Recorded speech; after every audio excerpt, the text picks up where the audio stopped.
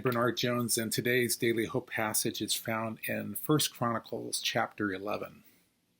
My friends, what could you do if you knew that the Lord was with you? You were walking in his ways, you were waiting on the Lord, you were seeking his presence, you're listening for his voice, you are serving the Lord and others through hardship and danger and uncertainty. You have been and are trusting the Lord. This is where we find David, the leader of Israel. Yesterday in chapter 10, we read of the death of Saul, the first king of Israel. And here in chapter 11, David is installed by all 12 tribes, the entire nation as their king. We would need to visit 2 Samuel chapters 2 through 4 in order to fill a 7-year gap between the death of Saul and the installation of David as king over the entire nation. Militarily and economically, David's reign, roughly 1,000 years before Jesus, becomes the high point in the history of Israel as a united kingdom. There is a key phrase in this chapter which captures the working of the Spirit of God here at the beginning of David's reign. I'll read it out of the passage. 1 Chronicles, the 11th chapter. Verse 7 says, David then took up residence in the fortress, and it was called the city of David. He built up the city, this is Jerusalem, after he had captured it, from the supporting terraces to the surrounding wall, while Joab restored the rest of the city. And here's that key phrase, verse 9. And David became more and more powerful because the Lord Almighty was with him. The Lord Almighty was with him.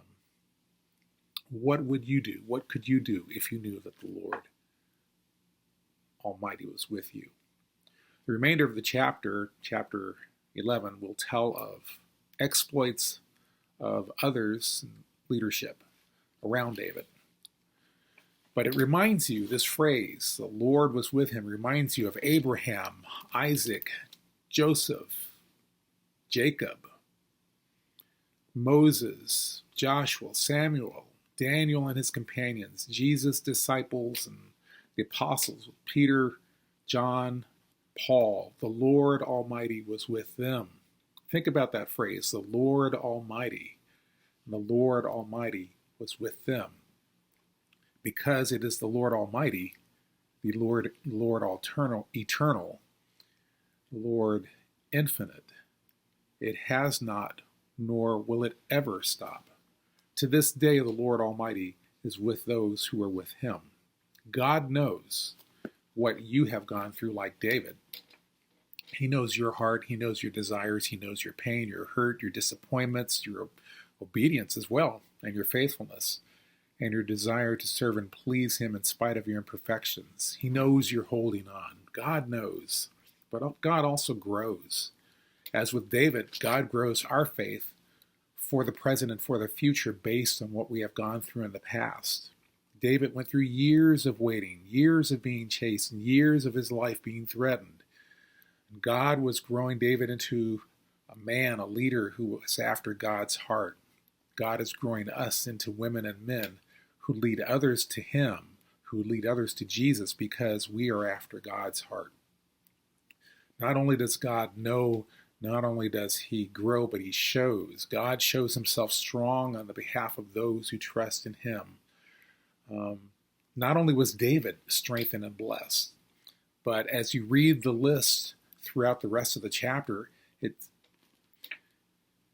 it shows how these people they were trusting the Lord. They had seen David do it. Now they could do it themselves. So God blessed not only David, he blessed others to become strong in their faith and to accomplish great and mighty things based on what they had seen in the faith of this one man lived out in the flesh. So what could you do if you knew God was with you? And the thing is, you know. If you're walking with the Lord and trusting, you've put your faith in Jesus as your Savior, as your Lord, he is with you. So what could you do if you knew God was with you? Let's find out. And join us, please, this weekend. Sunday at 9 a.m., 11 a.m., 6 p.m. May God be with you.